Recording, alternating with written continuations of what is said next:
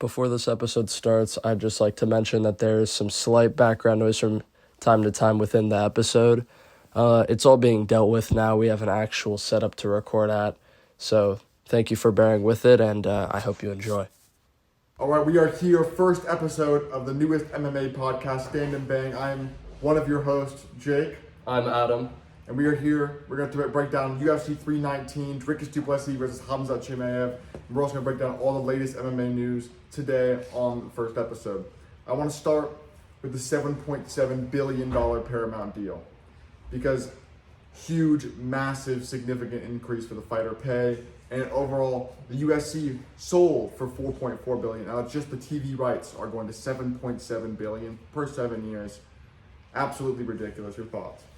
I think it's insane. I'm hearing some speculation that now maybe there will be more incentive for the champions to be fighting. Maybe, hopefully, they'll get a larger cut of the ticket sales on the day of the fight. And or something to replace those pay-per-view points, you know? I think it's good. It'll promote activity from the champions rather than just sitting with the belt and not really Well, honestly, that fighting hasn't much. been a problem in my opinion recently. That's actually been a problem for contenders recently, in my opinion. Just to segue into that for a second. Contenders, why do contenders sit out and think they can get a title shot when they're champions lapping divisions? Pantoja, especially happening at lightweight, very big at lightweight, but we'll get back to that topic. Armand Sarukian. Just to get back into the Paramount deal, the big question is what they're going to do with, pay-per-view points, as pay-per-view points were how the champions are making a large lump sum of their money. And now, they don't have that anymore. So are they going to get a flat increase in pay up to at least a couple millions? Or are they going to maybe change it up, do the ticket sales as you were saying? Maybe like how many views the pay-per-view gets, they'll pay off that. Who knows? Who really knows what's going to happen? I'm just hoping for a pay increase for the fighters. I think that'd be great. I think that'd be great. I mean, not all fighters deserve a pay increase. I'm just going to say it. But let's go on. Break down some other MMA news. More news we have. Patricio Pitbull versus Keita. He was a double champ. In the Hexagon League, he really good. 15-1, 15-1. Exciting fighter. Getting a ranked fight at featherweight, your first fight. As we've seen recently, getting a ranked opponent in your first fight, kind of going off being big in a different league, usually Bellator and PFL, doesn't bode well for you. Ask Aaron Pico, or Patchy Mix, or Patricio Pitbull, or anyone really, except Michael Chandler, KO Dan Hooker. But I think to me, it's a great fight at the UFC Paris. UFC Paris is going to be a great fight night. These would be a great night of fights. Your thoughts? I think so. I remember last time when we were talking about our picks for 319, you said something along the lines of that you feel like the UFC sets up these great contenders and champions from other leagues. You think that they set them up to kind of fail in their first fight. They pushed them, They really pushed Aaron Pico a lot. Got him at a press conference. This guy was pushed beyond belief. He was the favorite against an undefeated fighter in the UFC. And then there was also Kyle Sakura versus Pantoja. I mean, a flyweight, there wasn't much going on at flyweight, but giving a guy from Ryzen, he was a double champ, Sakura was great. As we see, not even top 15 level in the UFC, getting a title shot in his debut. I think they set him up to fail. I mean, like Pitbull's, one of his worst matchups in the featherweight division would have been Yair Rodriguez. I feel like he would have even fared better against someone like a Volk, for his first fight. But they really fed him to the wolves, and he didn't perform. Patchy Mix got beat by Mario Batista. Ridiculous. Made me actually think Mario Batista was a good fighter. He is a good fighter, but after what he did to Jose Aldo. Now, do you think that they should maybe set them up with, I don't want to say lower level opponents, but lower level opponents to build them up more before giving them these big fights and these kind of like poor matchups for their styles? I think so. I mean, as you saw with Rainier de Ritter, they did that with Rainier de Ritter. They gave him GM3. GM3. GM3 is still a great fighter. Got caught. We'll get into that later. And they built him up. They gave him Rainier de Ritter. Rainier de Ritter got GM3. Then Kevin Holland, then Bo Nickel, which to some people was a step up, but the people who know, wasn't really a step up. Bo Nickel's a whole nother topic. Yeah. But then, I mean, they shot him up after the Bo Nickel fight. They gave him Robert Whittaker, big shoot up in the rankings. But I feel like you need to build a contender like that instead of giving, like, Pitbull got Yair Rodriguez into Dan Ige and then into an incoming 15-1 French prospect. Like, they really don't want Pitbull, because people were calling Pitbull, like, the guy outside the UFC. Like, this guy would go up there and he might give some champs some problems. That's what they were saying back in the day. And now he's really, I think he's top 10 level. I think but lower end of the top 10. Ige didn't look great. Yair put hands on him. And you know, like at the end of the day, they're doing this because now what do we think? Oh, these guys in the other leagues, they're not on the same level. I mean, I actually saw a tweet about that. Anthony Pettis said Aaron Pico is going to be the one to break the Bellator cycle, and he's gonna prove that the PFL and Bellator that he's there to stay. He then proceeded to tweet, "The UFC is the greatest promotion in the world, bar none." Wow. After he got spinning back elbow KO'd in the first round by Lerone Murphy. Terrible. But as you were saying, I think they are setting up fighters. I feel like that's the plan. Like, I think it's smart on their part because it's really just making it look like UFC is a complete level above all of these other leagues, bar none. I mean, they really are, though. They are, and like that's what we've been seeing. So, like a top 15 guy, like a lower end of the top 15 guys, like he's a PFL champ, he's a Bellator champ. Like these guys the UFC is a different level, as proven by Tim Elliott. Let's get into the card now. I want to get into the card. We'll continue some news. I want to start off with Tim Elliott versus Kaya Sakura. Wow, 40 years old. Tim Elliott can look like the shittest fighter on the planet for about 15 minutes, 10 minutes. Go out there and sub you. I mean, I think it kind of proves that people were saying that Pantoja needs less title defenses to get to DJ because he had better competition. And people were saying like Kaya Sakura, like he's a monster. DJ doesn't have names like that on his resume. I mean, DJ has Tim Elliott on his resume.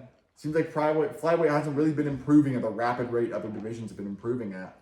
And I honestly think that I don't know what they do with Kaya Sakura. I don't know what they do. I was wrong. I think he's gonna go back to Ryzen, or they're probably gonna cut him because what do you do with him? You don't think that he has at least one more fight? Like who do they give him? Like Tim Elliott. I can't tell you. Tim Elliott was a layup. That's what everyone was saying.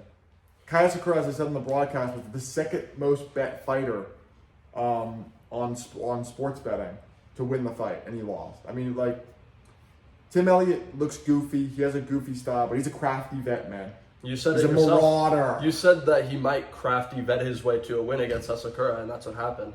I thought, Kaya Sakura, training grappling, Pantoja, big spotlight would have been just been a tough. It was a tough night in the office, but I think he'd get back there. But no, Kaya Sakura is a one-dimensional fighter. He did try to fight at the guillotine. It was a valiant attempt, but alas, didn't really mean anything. Yeah, I'm glad he didn't immediately just. No, he really tried to fight out of that guillotine, but you can't shoot on the outside and get reversed, then shoot on the outside to try to get your way back up. Tim Elliott, he's gonna get a submission on you, and it was proven tonight, or I guess last night. All right. Moving up the card, it was it Jeff Neal Protest? Was Jeff Neal Protest after this, or was it Yeah. Oh, MVP Cannonier. I want to talk about MVP MVP Cannonier. MVP versus Jared Cannonier. Now this, some people were not a fan of this fight. MVP had his antics, his little. MVP was being MVP, and this is what we saw going into it. Cannonier did go for the takedown to no avail until the last round. He finally got that takedown and did not much with it. But who can? I'm being real. Like, I don't see anyone being able to really outstrike someone like an MVP.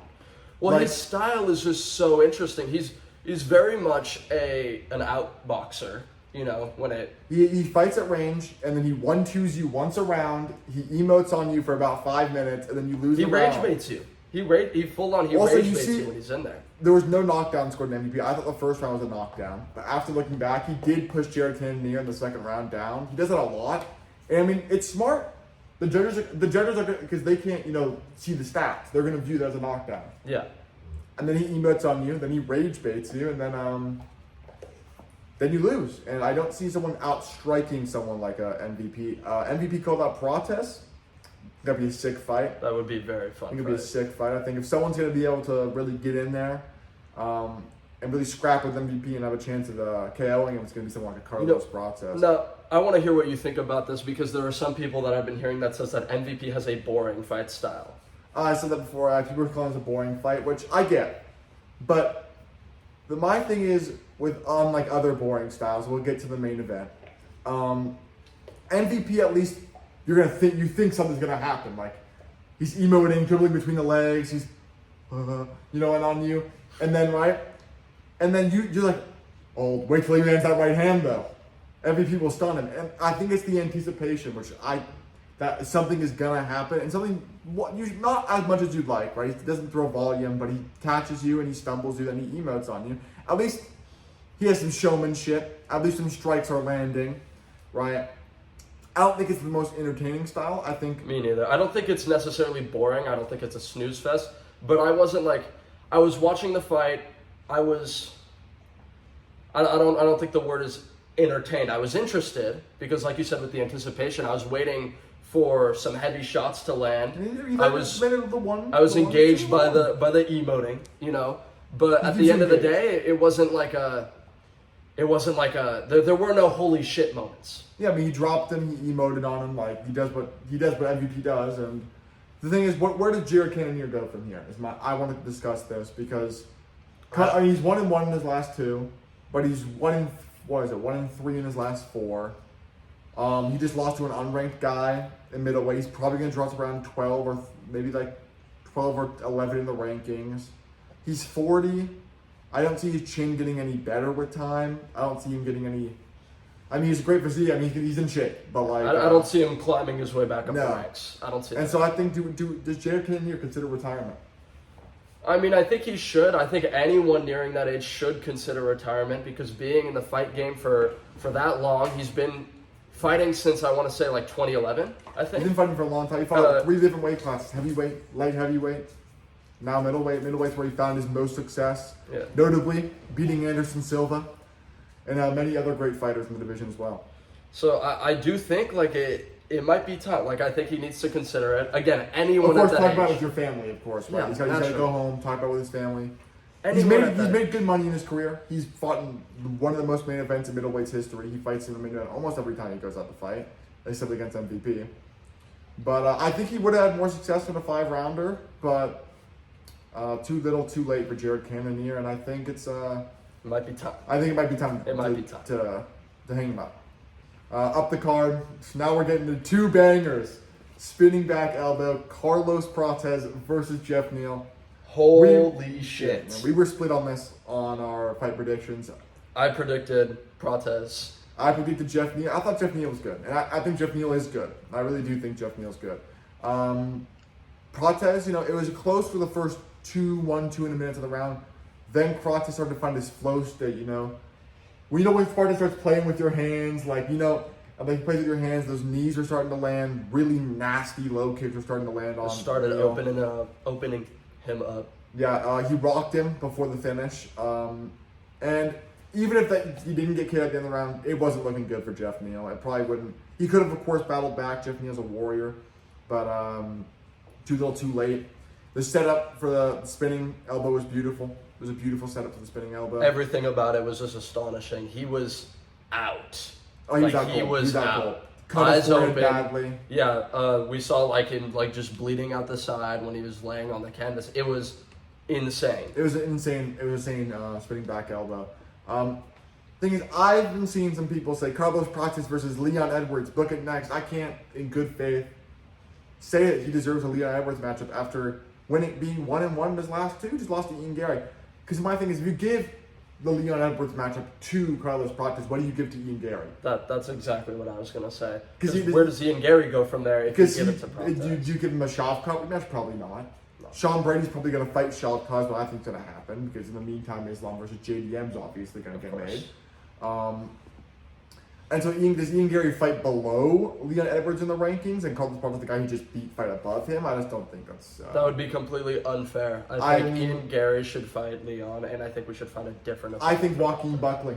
I think Joaquin Joaquin Buckley? Buckley. I think Joaquin Okay. Buckley versus, he's about number seven or 8 in the rankings. Carlos Prates should be probably right below him in the rankings. I think that'd be fun. Bounce back fight for Buckley. Striker, Buckley can grapple, but as we saw, it was a deficiency in his game his last fight out. You can change it up, or you get. I think that's a guaranteed, fire finish, And I think Joaquin Buckley is a good fighter. I think Carlos Prates is a great striker, and I'd like to see Carlos Prates tested in a way that's not a Leon Edwards just yet.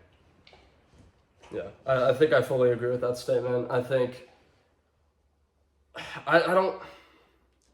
Not to say I don't think Prates would beat Leon Edwards. It's a whole different. That's a whole different discussion. But I'm Leon Edwards isn't one of those fighters that just excite me anymore. One of the most boring champions in the last couple of years. We're gonna get to the main event. I did not like Leon Edwards as a champion, but regardless, I would like to see Leon versus Ian Gary, and I do think Prates versus Buckley would be nice. I think that'd be a really fun I would love fight. to see Prates versus Kevin Holland if he didn't shit the bed against Daniel Rodriguez. Never bet on Kevin Holland. True. Never bet on Kevin Holland. When you think Kevin Holland's going to lose, he's going to win. But if you think Kevin Holland's going to destroy him, he's going to lose. I love Kevin Holland. Seems like a great guy. Met him. Take a picture with him. Do not bet on Kevin Holland, ever. It's a 50-50, But now we're going to go with the card. Lerone Murphy, bro. Lerone Murphy. Back-to-back spinning elbow Aaron KOs. Pico. Back-to-back. I first want to start. Let me start. I want to start with people were calling me casual for picking Lerone Murphy. People were the MMA hardcores were absolutely singing the praises of Aaron Pico. Aaron Pico is this marauder, this wrestler that's insane, this boxing like Ilya Taporia. You got spinning back elbowed by Lerone Murphy in round. And we can't talk about oh my god, we can't talk about this fight without talking about the press conferences leading up to this Aaron fight. Pico, I think I had better hands than Ilya Taporia and Volk never faced a wrestler like me. Fought Islam twice. Are you talking about, Pico? What are you talking about? I mean, he looked good the first. He looked good, really good the first couple minutes, but you can't be talking like that. The thing is, you talk like that, and then this, unless you're Ilya Taporia, this is bound to happen to you. Just like Bo Nickel, I'd out wrestle Khamzat. Like Khamzat can't stand with me on the ground. Got KO'd. I see myself as more of a striker, honestly. Got TKO'd by Randy Ritter. Now back to Pico. Pico has this thing in his career where he beats two cans. People are like, dude, this guy's the second coming of Jesus Christ. And then he gets KO'd. You know what Aaron Pico has on his highlight reel? Also, he has another highlight reel from not his KOs of him getting KO'd. Aaron Pico is a chinny guy. I didn't think Lerone Murphy was going to KO him. I'm not going to go out here and be like... We both called decision. It's on recording. Yeah, no, there's proof of it. Lerone Murphy is incredible. He was timing knees on Aaron Pico nicely.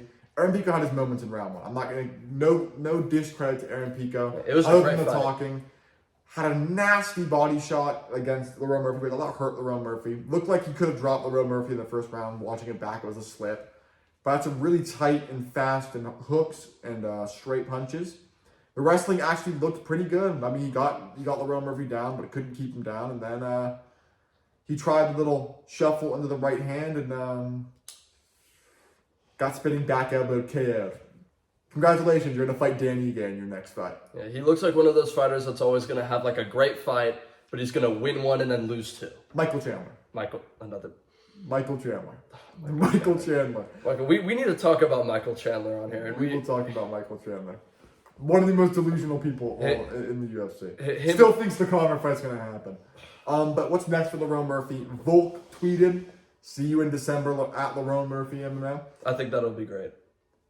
I'm just saying, we're skipping Evloev again?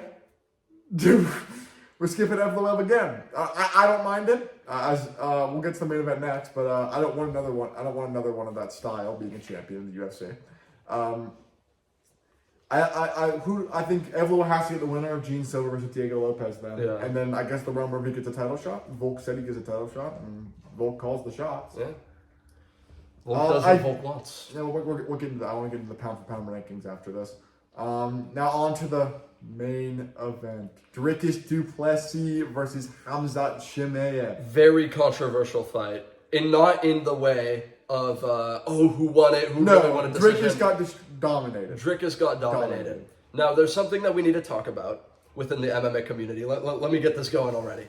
I can't do this. In the MMA community, you are free to call striking boring whenever you want, and you're fine.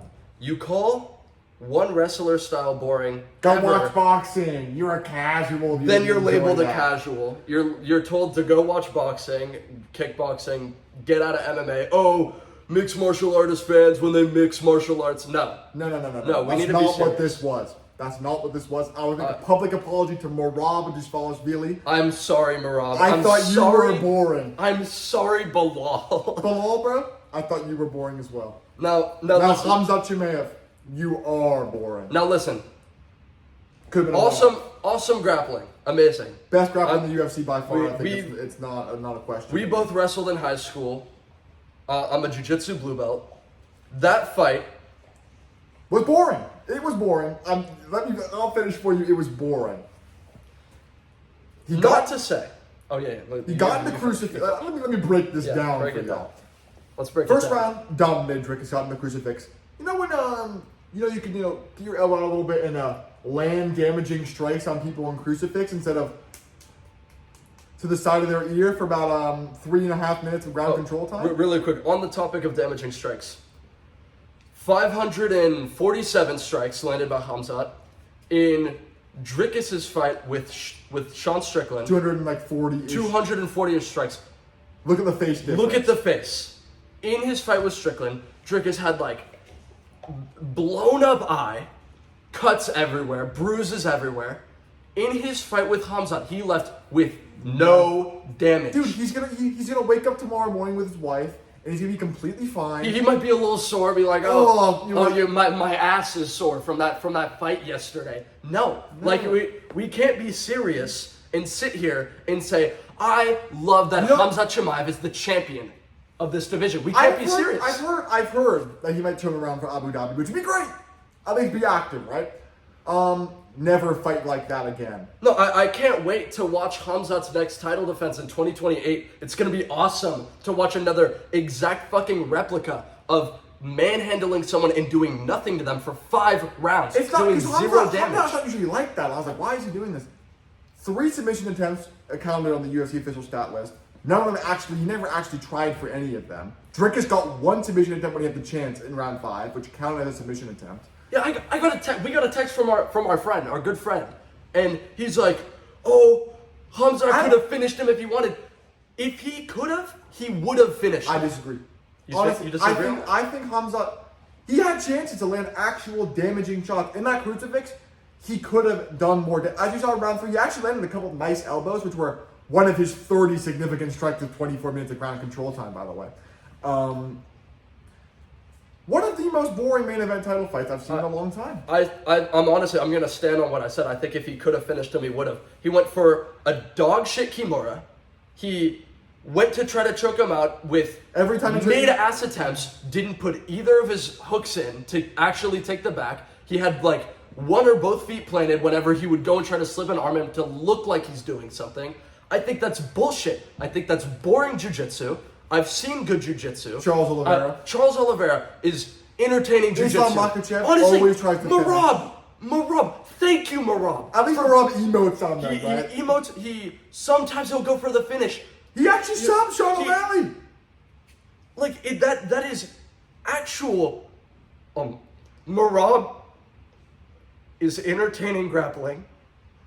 And people are let's comment on Bilal. Who's Bilal?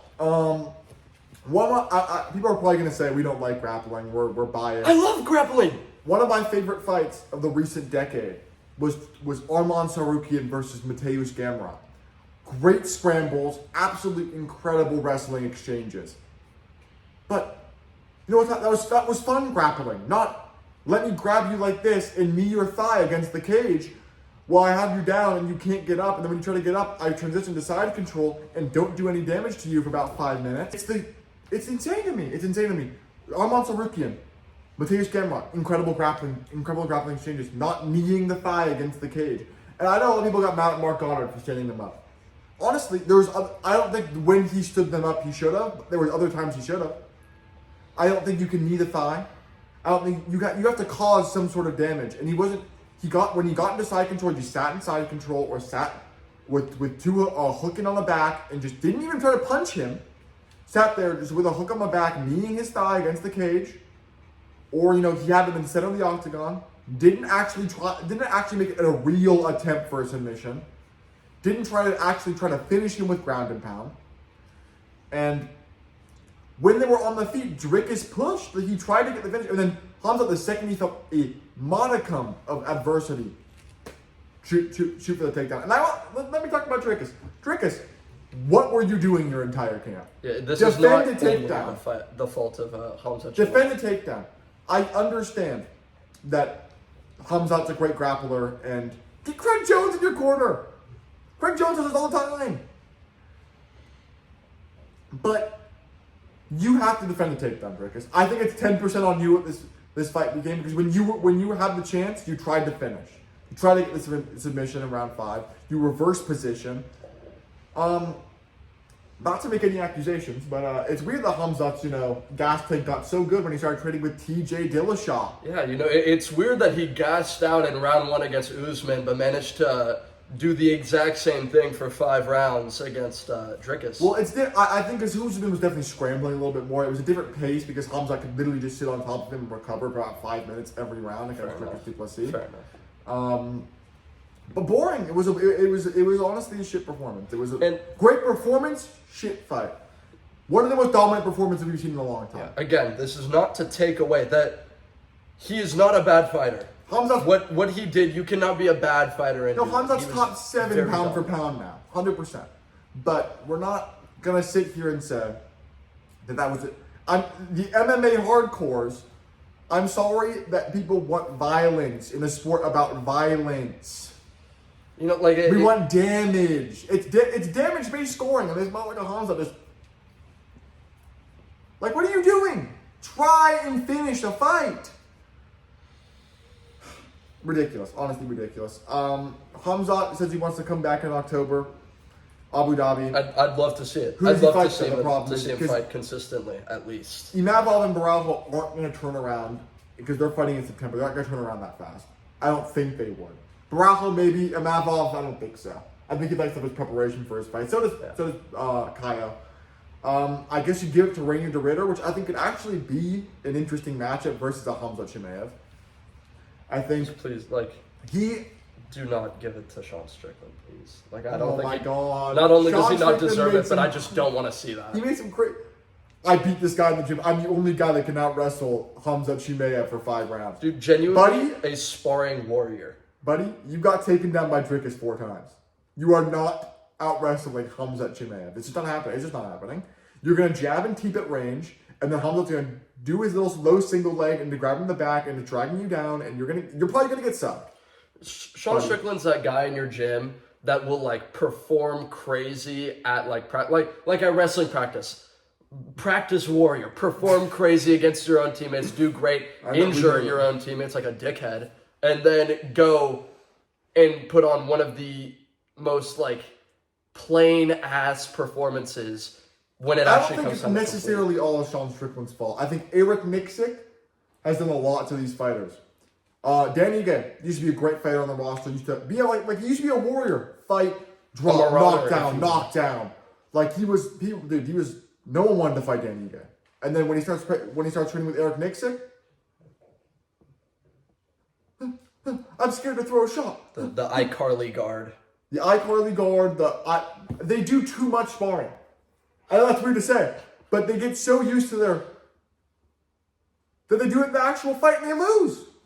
Daniel Zellhuber, Sean Strickland, Dan Ige, Magomed Ankalaev to an extent.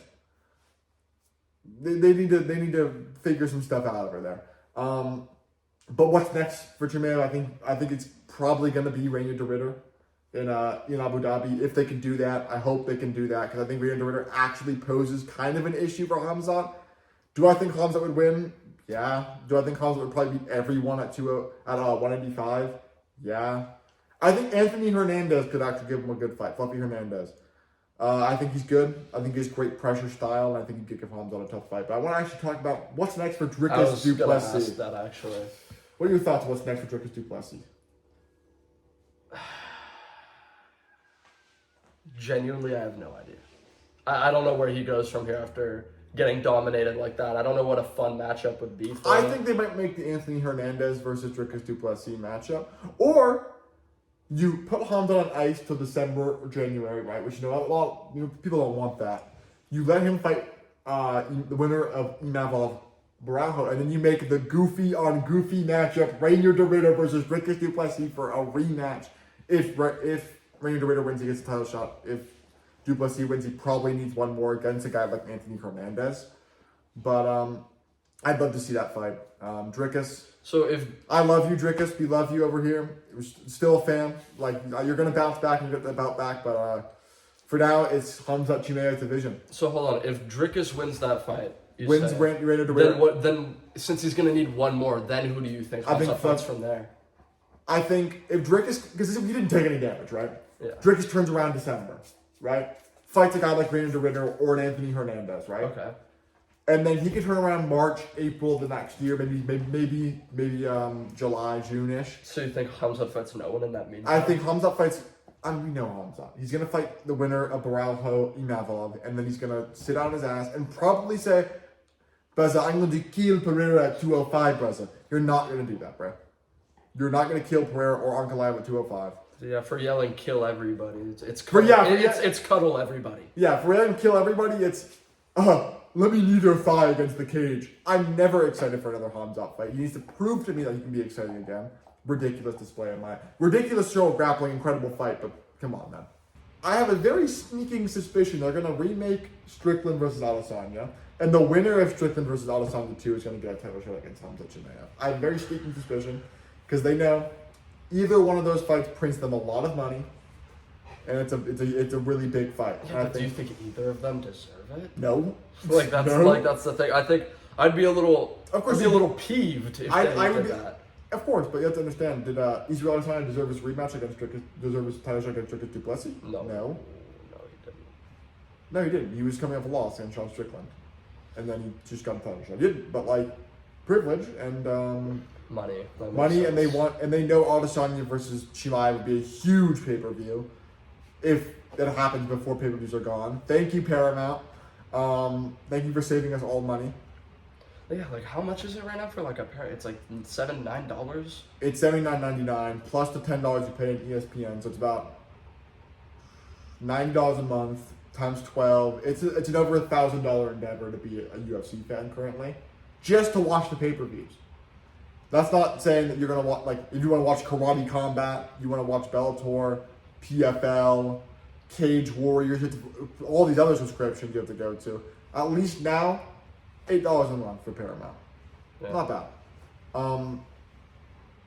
As you were saying, I think Adesanya versus Strickland 2 is going to be made. I do think it's going to be get the winner of Chimaev. It's going to get Chimaev. The winner is going to get Chimaev. I think Chimaev would destroy both of them in a round, probably. Yeah. Probably Adesanya, I think he could take down some. I don't think Adesanya's. If Dricus could do it, then I think Khamzat could do it. Because he does have finishing potential. It's true. He does. It just happened to not be present at all within all 5 rounds of that fight. Yeah, or try to be present at all in the rounds of those fights. That's besides the point. That is besides the point. Thank you guys for tuning into the first episode of Stand&BANG. We're going to end it there on a heated segment about Islam Makhachev versus Ilia Topuria. Follow us on all our socials at Stand&BANG MMA Podcast on Twitter. I'm going to put it all in the description of this video. Make sure to follow us on all platforms. Like and subscribe. Share it to all your friends. We're trying to get on the come up. We're going to do interviews when we have the chance, And thank you all for watching. Have a wonderful rest of your day. See ya. See ya.